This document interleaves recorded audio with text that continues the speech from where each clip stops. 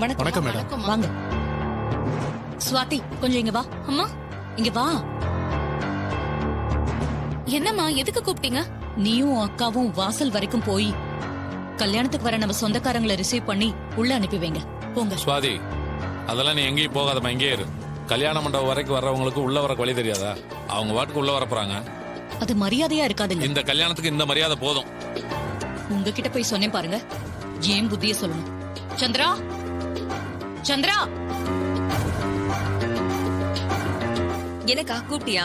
ஆமா, வாசல் வரைக்கும் போய் வர சொந்தக்காரங்களை ரிசீவ் பண்ணுவோம். வா. சரிக்கா, வா.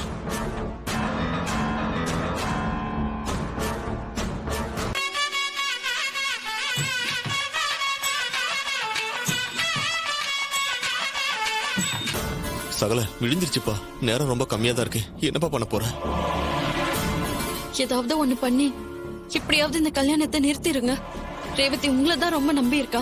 ஆமா சகல, எங்க நம்மள மீறி எல்லாம் நடந்து முடிஞ்சிருமோன்னு ரொம்ப பயமா இருக்குப்பா. நீங்க பயப்படாதீங்க, அந்த மாதிரிலாம் எதுவும் நடக்காதுங்க. சகல, ஓ அளவுக்கு மனதைரியமும் உறுதியும் எங்களுக்கு இல்லப்பா. உன்னை நம்பிதான்ப்பா இருக்கோம். நேரம் நெருங்க பதட்டம் அதிகமாயிட்டே இருக்குப்பா. புரியுதுங்க, கண்டிப்பா நீங்க பயப்படுற மாதிரிலாம் எதுவும் நடக்காது. சரி சகல, உன் வார்த்தையை கேட்டதுக்கு அப்புறமா உள்ளுக்குள்ள ஒரு தெம்பு வருதுப்பா.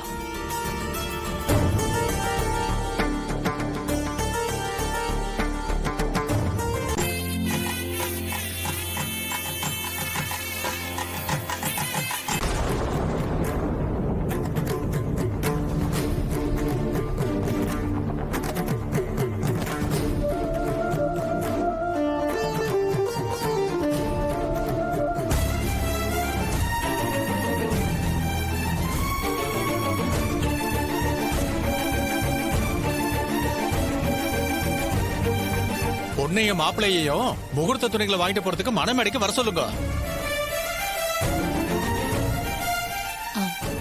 சந்திரா, நீ போய் ரேவதியை கூட்டிட்டு வா, நான் மாப்பிள்ளையை கூட்டிட்டு வரேன். சரிக்கா.